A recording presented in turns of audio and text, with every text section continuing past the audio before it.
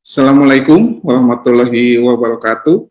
Selamat datang mahasiswa-mahasiswaku yang tercinta.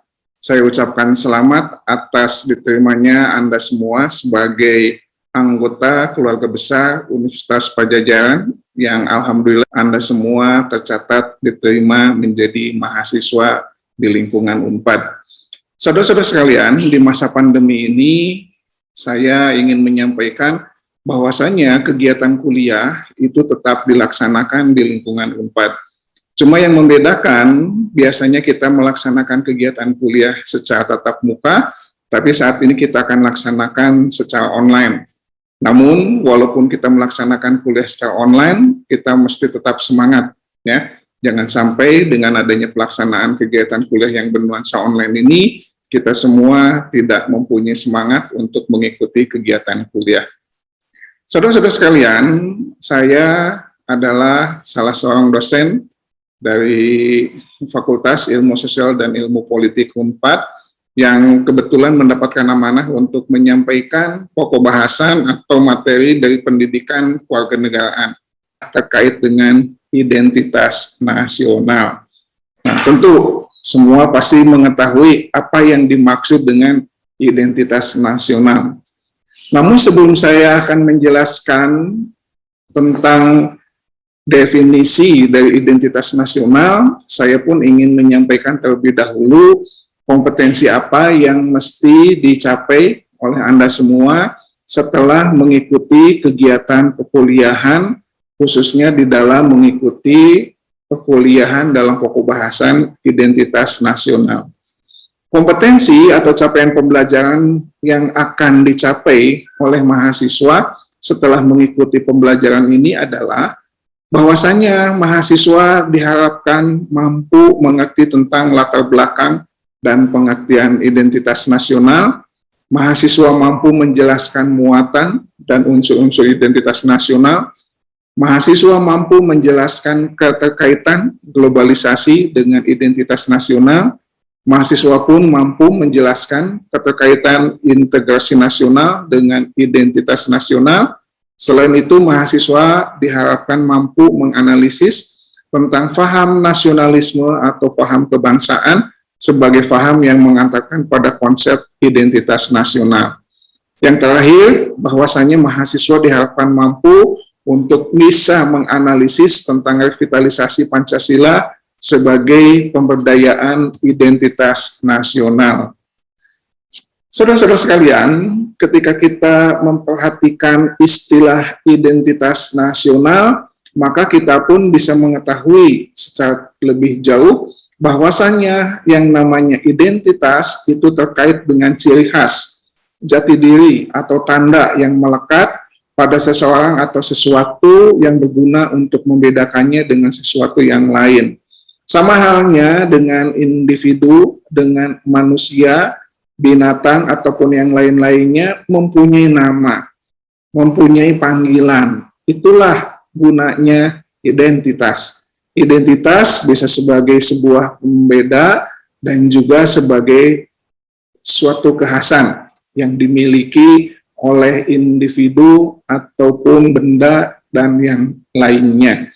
Dengan kata lain, ketika kita berbicara tentang identitas nasional, maka identitas nasional ini bisa dikatakan sebagai sebuah kepribadian nasional atau jati diri nasional yang dimiliki suatu bangsa yang membedakan bangsa satu dengan bangsa yang lainnya.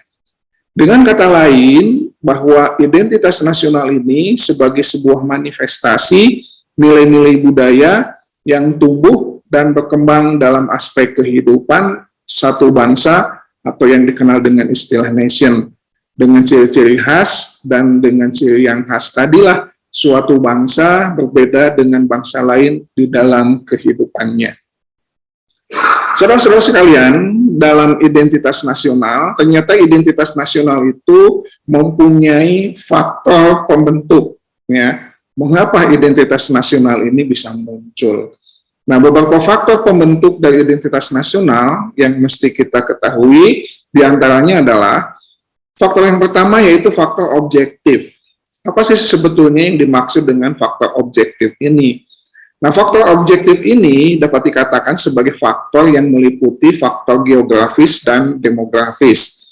Nah, kondisi geografi yang membentuk Indonesia sebagai negara kepulauan yang memiliki iklim tropis. Indonesia juga terletak di wilayah Asia Tenggara, yang hal ini mempengaruhi adanya perkembangan kehidupan ekonomi, sosial, dan budaya bangsa Indonesia.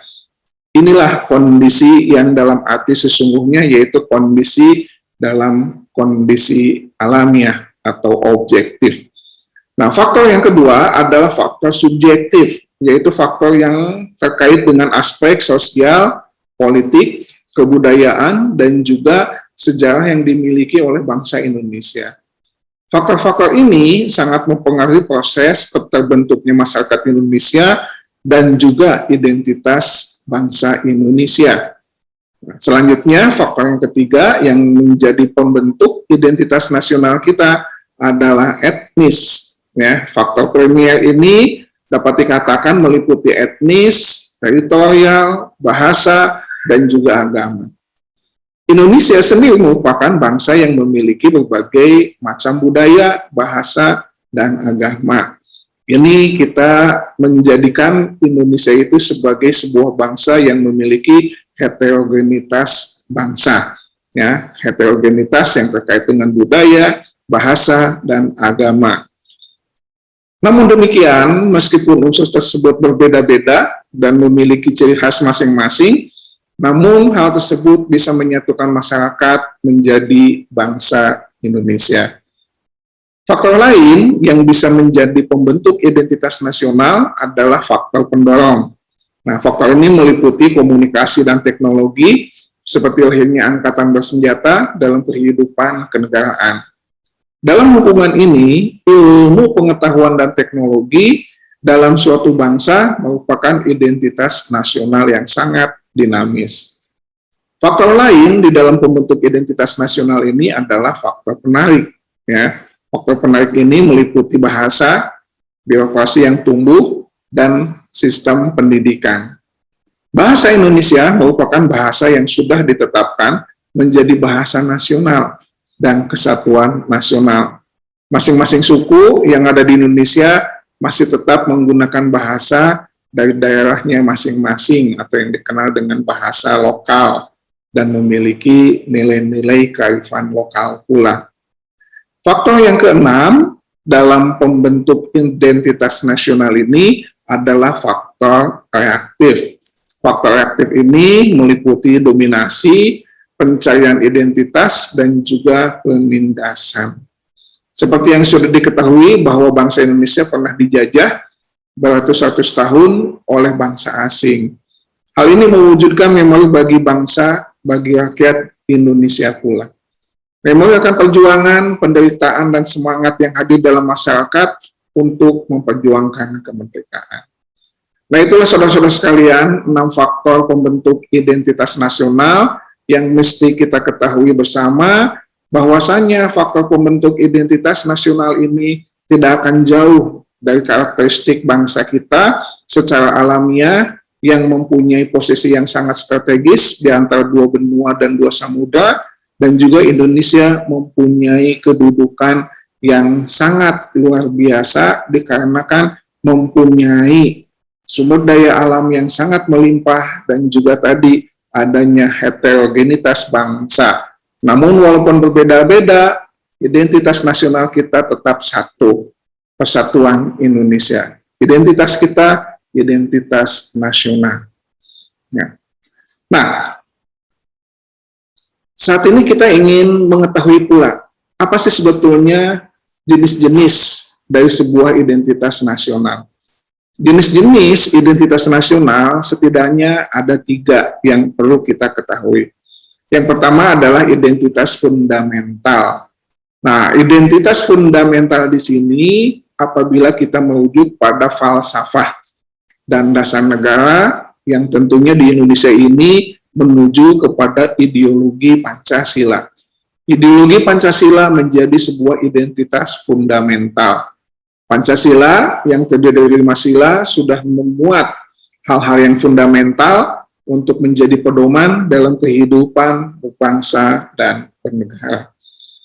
Selanjutnya, identitas instrumental. Hal ini meliputi simbol-simbol yang ada di Indonesia terkait dengan bendera merah putih, kemudian logo Garuda Pancasila sebagai lambang, lagu kebangsaan Indonesia Raya, dan juga semboyan kita Bhinneka Tunggal Ika. Nah, identitas instrumental ini biasanya kita kenal dengan simbol-simbol atau lambang negara. Nah, identitas yang lain adalah identitas alamiah. Identitas alamiah ini terkait dengan bentuk negara Indonesia sebagai negara kepulauan yang memiliki pulau-pulau yang sangat luar biasa banyaknya. Nah, saudara-saudara sekalian, dalam identitas nasional pun kita sudah mengenal adanya beberapa hal yang sudah saya sampaikan tadi, sehingga menjelma menjadi sebuah unsur-unsur dari identitas nasional itu. Nah, setidaknya apabila kita berbicara tentang identitas nasional, maka kita akan mengetahui dalam UUD 1945 pada pasal 35 sampai 38 itu terkait dengan bendera Indonesia, bahasa Indonesia, lambang negara Indonesia, semboyan, lagu kebangsaan, dasar falsafah, konstitusi, dan bentuk negara Indonesia. Identitas nasional Indonesia adalah jati diri bangsa yang tidak memiliki kesamaan dengan bangsa yang lain. Indonesia mempunyai identitas nasional yang tersendiri yang dapat dikatakan bisa membedakan dengan bangsa yang lain. Katakanlah bendera Indonesia mempunyai kesamaan dengan Polandia, merah putih. Tapi pada kenyataannya hakikat warna merah dan putih antara Indonesia dan Polandia itu sangat berbeda. Bahasa Indonesia merupakan bagian dari rumpun bahasa Melayu. Tapi antara Indonesia dengan Malaysia ataupun negara Melayu lainnya, bahasa Indonesia pun mempunyai kekhasan. Lambang negara Indonesia, Garuda Pancasila pun sudah mempunyai perbedaan. Contohnya dengan lambang yang dimiliki oleh Thailand, ya, yang sama-sama lambangnya Garuda, ataupun Thailand mempunyai lambang utama yaitu gajah, tetapi lambang kerajaan di Thailand itu adalah Garuda. Walaupun sama-sama lambangnya Garuda, tetapi pada kenyataannya esensinya berbeda. Semboyan bangsa kita pun jelas, Bhinneka Tunggal Ika. Walaupun kita berbeda-beda, tetapi kita bersatu. Itulah identitas nasional kita. Lagu kebangsaan kita adalah lagu yang paling kita banggakan. Lagu kebangsaan Indonesia, Indonesia Raya, seperti sudah kita ketahui bersama, adalah lagu yang terpanjang di muka bumi ini. Kalau kita mendengar lagu-lagu kebangsaan negara lain, lagu-lagu kebangsaan lain itu singkat-singkat. Tetapi lagu kebangsaan Indonesia itu sungguh sangat panjang. Tentu Anda bisa membandingkan ketika Anda menonton tayangan-tayangan pada kegiatan Olimpiade ataupun kegiatan yang lain. Negara lain apabila mengkumandangkan lagu kebangsaannya itu tidak terlalu lama. Tetapi kalau lagu Indonesia Raya dapat dikatakan cukup lama. Nah, itulah saudara-saudara sekalian terkait dengan beberapa unsur identitas nasional. Saudara-saudara sekalian juga bisa menggoogling ya materi tentang identitas nasional ini terkait dengan bendera, bahasa, lambang, sampai dengan bentuk Negara Kesatuan Republik Indonesia. Saudara-saudara sekalian, saya ingin mengajak kepada Anda semua untuk melihat sebuah permasalahan atau beberapa permasalahan yang dapat dikatakan sebagai sebuah studi kasus. Nah, dalam tabel yang ada di hadapan saudara-saudara sekalian ini, di sini ada nama dan waktu kasus, ada tokoh pimpinan, ada latar belakang kasus, ada akibat dari kasus tersebut, serta alternatif pemecahan agar tidak terjadi atau terulang. Nah, kita lihat pada masa Orde Lama, ya, di mana terjadinya konfrontasi antara Indonesia dengan Malaysia. Pada waktu itu pimpinannya adalah Pak Sukarno, dengan latar belakang kasus perebutan wilayah. Dampak dari kasus tersebut adalah Indonesia kehilangan sebagian Kalimantan Utara. Nah, kemudian pemecahan masalahnya adalah meningkatkan kerjasama bilateral dan internasional. Nah, ini diupayakan dilaksanakan supaya tidak terulang permasalahannya. Pada masa Orde Baru, terjadinya pemberontakan PKI. Pada waktu itu, tokohnya adalah Aidit, ya, tokoh PKI, yang mempunyai keinginan untuk melakukan perubahan ideologi Pancasila menjadi ideologi komunis. Nah, dampak dari kasus tersebut adalah gugurnya beberapa pahlawan revolusi. Nah, pemecahan masalahnya diupayakan dengan memperkuat nilai-nilai ideologi Pancasila. Kasus yang ketiga, ketika pada masa reformasi, Indonesia mengalami musibah dengan terlepasnya wilayah Timor Leste, ya, Timur pada waktu itu namanya. Tokoh pimpinan pada saat itu adalah Pak B.J. Habibie. Latar belakang kasus itu adalah terjadinya referendum di provinsi tersebut yang kemudian dampaknya adalah kehilangan provinsi Timur atau Tim-Tim. Nah, pemecahan masalahnya dengan melalui konflik dalam negeri jangan diintervensi oleh pihak asing. Jadi, menjauhkan kekuatan-kekuatan asing untuk tidak bisa melakukan intervensi kepada konflik di dalam negeri. Nah, keunggulan dan kelemahan dalam identitas nasional, tentu kita pun mesti mengetahuinya. Jangan sampai seolah-olah bahwa identitas nasional ini adalah sesuatu hal yang ideal, yang tidak punya permasalahan.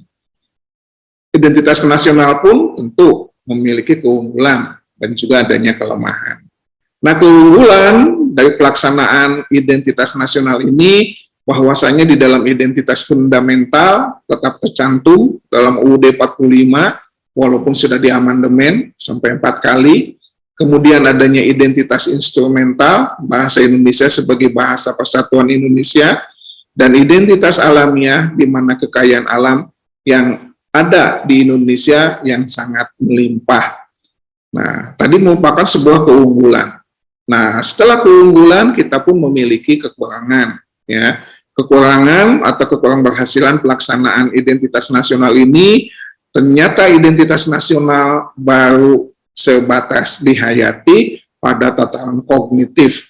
Implementasinya tidak begitu konsisten di dalam pelaksanaan identitas fundamental tadi.